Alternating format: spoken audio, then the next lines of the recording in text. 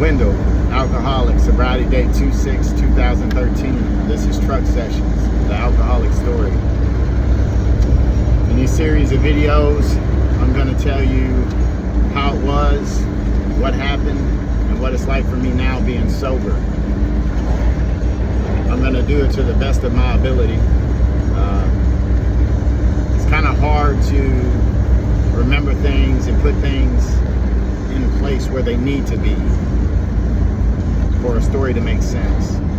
I tried recording this session some months back, but it didn't turn out the way I wanted it, so I deleted the whole thing and I'm starting over.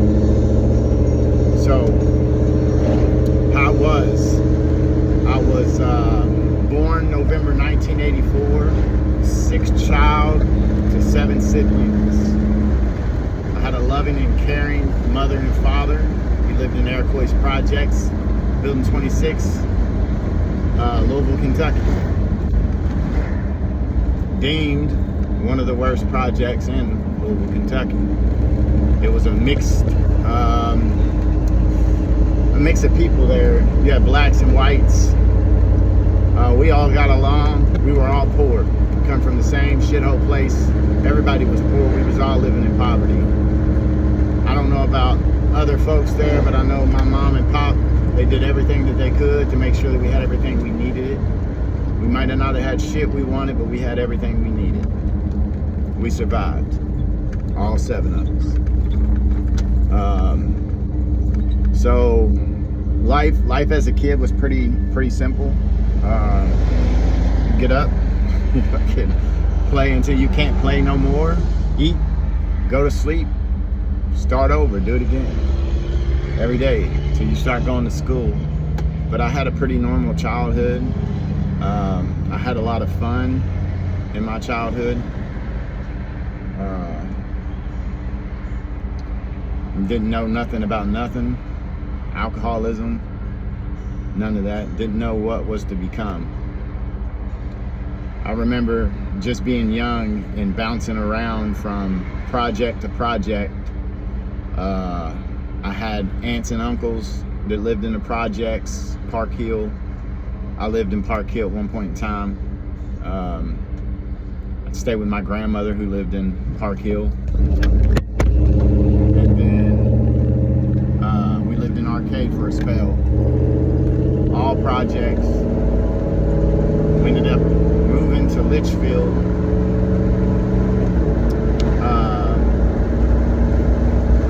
When I was probably about, 5 or 6, Litchfield, Kentucky.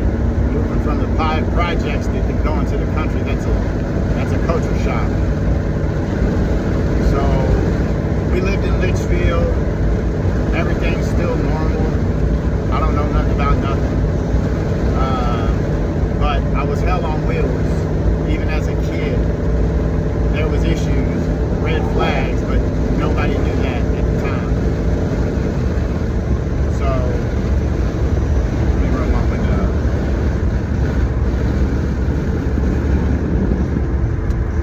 So I would do crazy stuff like jumping off roofs and doing backflips. I broke multiple bones in my body. I've had a lot of stitches, a whole lot of stitches. You couldn't keep me out of the cast or stitches.